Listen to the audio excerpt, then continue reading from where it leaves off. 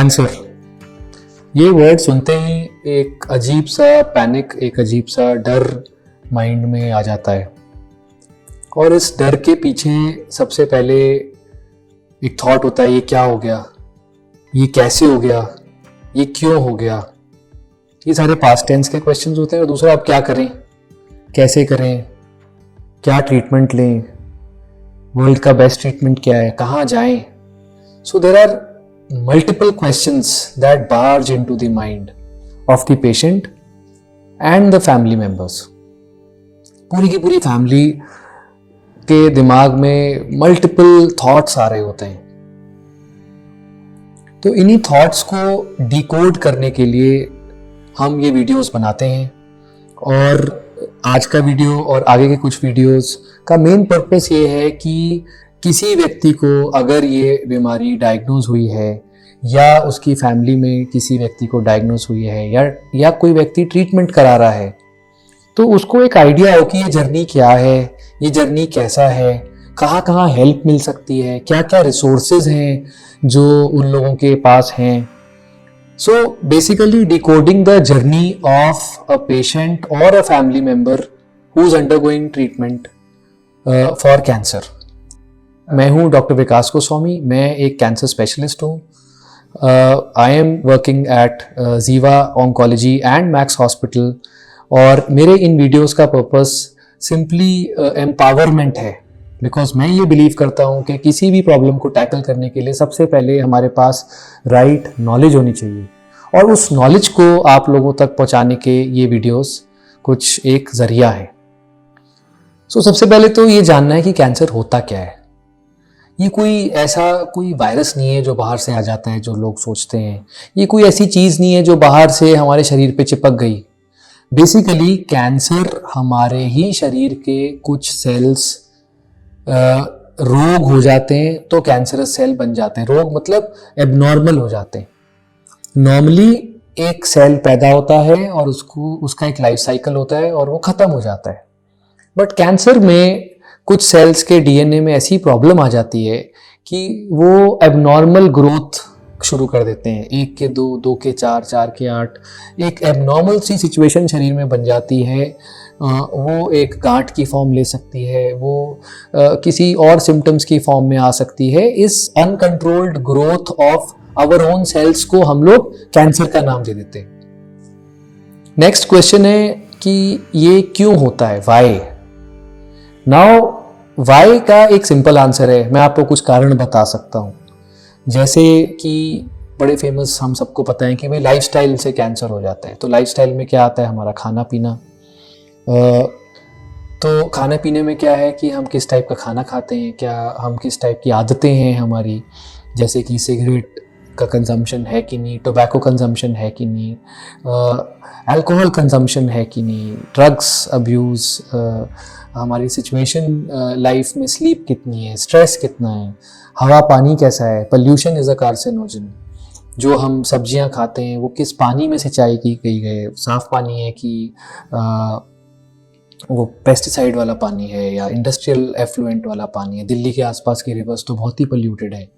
In fact जो दूध पीते हैं, वो जो एनिमल्स होते हैं, बफलोज या काउज, उनकी खुराक कैसी है। जो हम लोग पोल्ट्री लेते हैं, अंडा, या वो जो एग्स किस हैन से आ रहे हैं, उसकी खुराक कैसी है। तो ये सब कुछ लाइफस्टाइल में आता है। खाना पीना, रहना, स्ट्रेस, स्लीप, इस टाइप की चीज़ें लाइफस्टाइल में आती हैं। तो सिंपल आंसर मैं कह सकता हूँ कि भाई लाइफस्टाइल से हो गया। बट यू में अगेन से कि लाइफस्टाइल से क्यों हो गया, ऐसा क्या था लाइफस्टाइल में कि हमारा डीएनए डैमेज हो गया और कैंसरस सेल पनपने लग गए। क्योंकि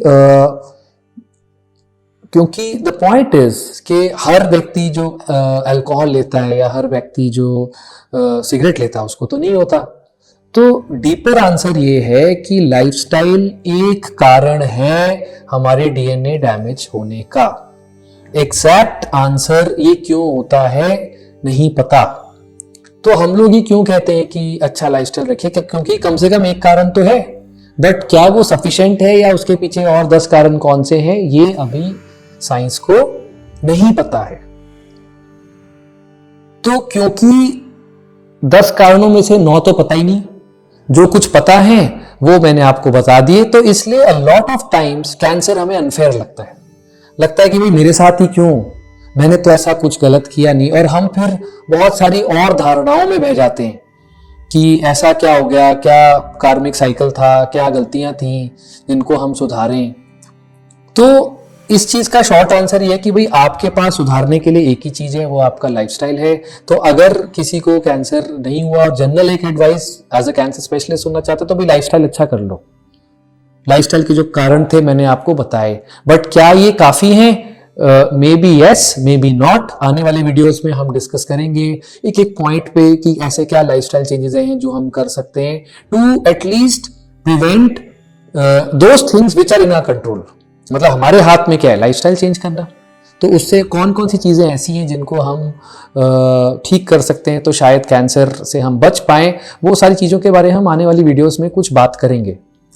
आज का जो वीडियो है ये बड़ा एक जनरल टॉपिक है कि भाई हम ऐसे कौन से सिम्टम्स हैं, ऐसे कौन से सिग्नल्स हैं जो हमारी बॉडी हमें देती है कि भाई कहीं कैंसर तो नहीं पनप रहा, क्या हम उनको पहचान सकते हैं?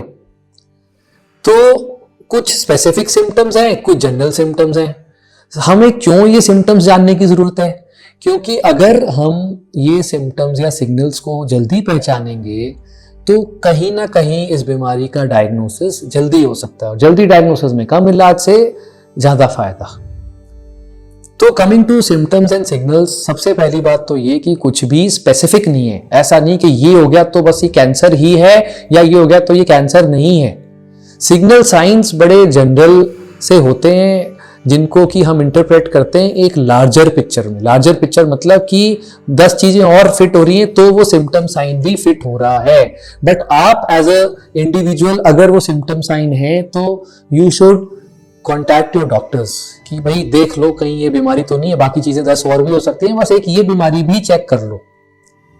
तो सबसे पहला सिग्नल सिम्टम्स की importance in a bigger context ये है कि भाई age, symptoms and signals in elderly are more valuable than a young person।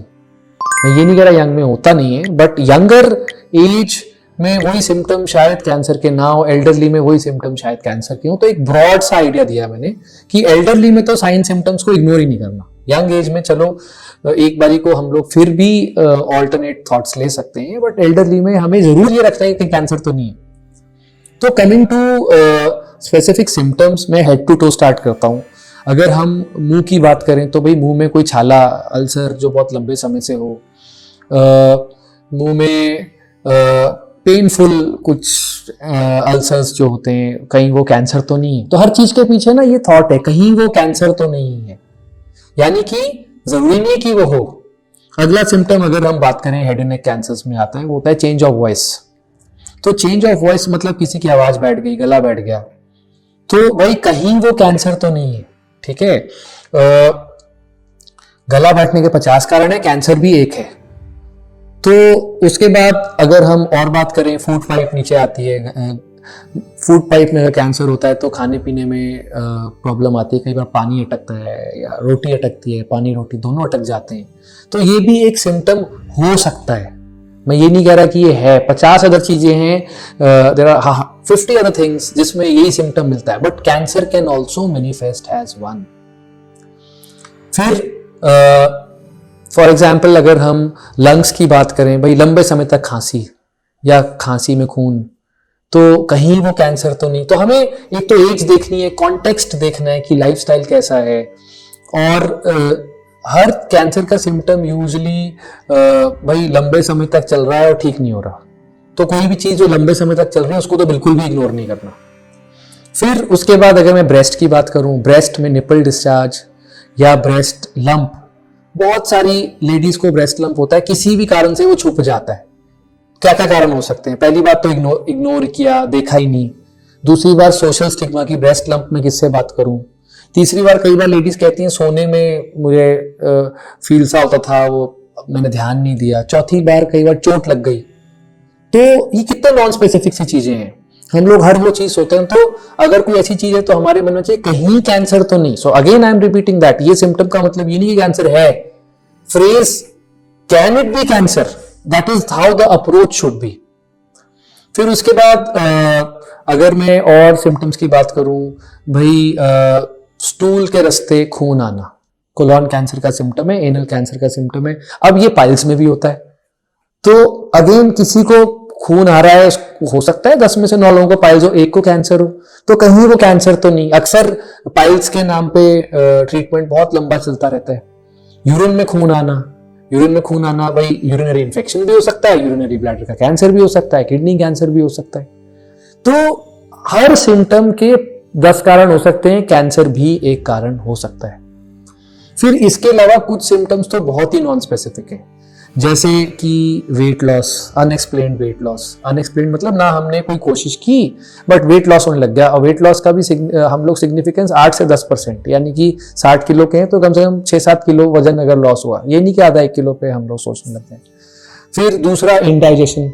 अब देखिए इंडाइजेशन एक कितना नॉन स्पेसिफिक सिम्टम है, किसी भी कारण से इंडाइजेशन हो सकता है, but a long standing indigestion in elderly, कहीं वो स्टमक कैंसर तो नहीं, 10 में से 9 बारी नहीं होगा बट एक बारी हो सकता है।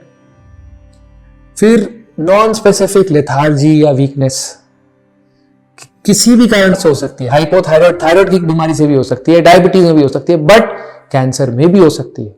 कैंसर में कैसे होती है भाई, किसी को अनीमिया हो गया, अनीमिया मतलब हीमोग्लोबिन का, उसको लेथार्जी हो रही है।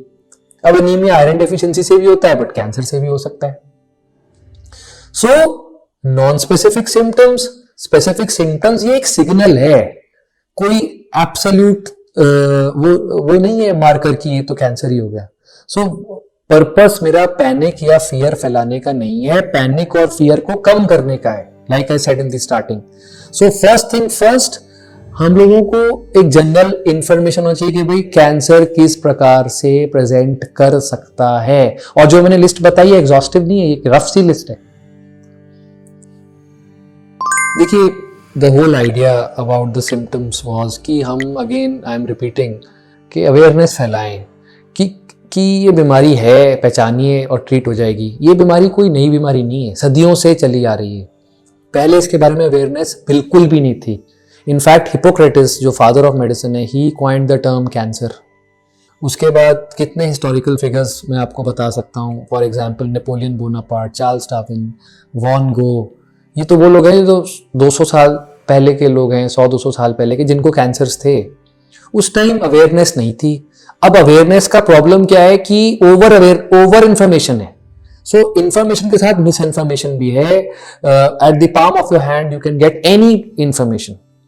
So as a cancer specialist, I want to bring simplified, authentic, reliable information which you can use in the journey of treatment or diagnosis. आने वाले कुछ वीडियोस में हम इंडिविजुअल कैंसर्स की बात करेंगे, डायग्नोसिस की बात करेंगे। इनफैक्ट आपको भी कोई क्वेरीज या क्वेश्चंस हैं, कोई स्पेसिफिक टॉपिक है, do let us know in your comment section so that we can cover that topic in depth to clear any myths about this disease. Thank you, best wishes.